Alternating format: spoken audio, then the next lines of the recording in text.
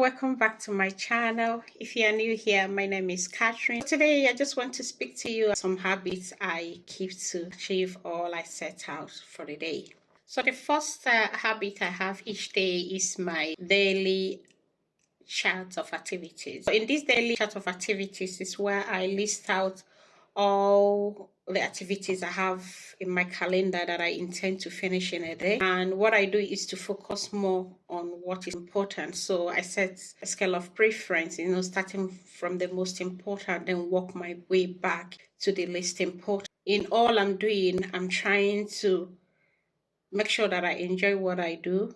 So among all the tasks I have set out in a day that I want to achieve, I would make sure that whatever my set goals are, the most important things that I have to do, I enjoy them while I'm doing it. And this aspect actually saves me about 15 minutes rather than sitting back and thinking of procrastinating. What do I start with? With that daily schedule where I have all my activities, I'll pick the most important and get it done. Even if I don't do more than one activity in a day, as far as it's among the most important, I get it done with and know that I've achieved something for the day. And my second habit of the day is the use of my alarm clock. So what I use this alarm clock is to remind myself, because sometimes I'm in the middle of a task and I have a spillover to another event that I have to attend. But with my alarm clock reminding me, I would save myself about 2 to 3 minutes to get ready to switch to another task in case I have to attend meeting in between the day while on an important task. My third habit is the no television till weekend.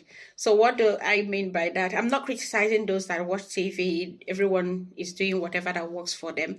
So for me, it's a rule that the television doesn't come on all week, Mondays to Friday, till the weekend. And because I've sat back and said, okay, in years to come, when I get older, I might not even remember some of the series or some of the movies that I actually watched.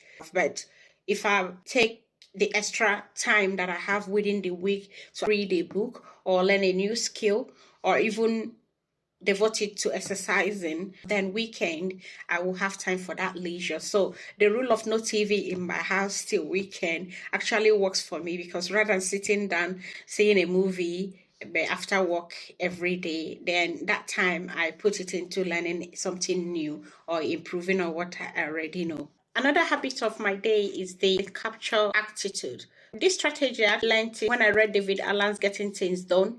And what does it mean? He said, once an idea comes to your head, you write it down. You may want to write it down on your notepad, sheet of paper. What I do is, once that notion or that idea comes to me, it could be an idea of the next content I want to create. It could be an idea of me making up a shopping list to send out.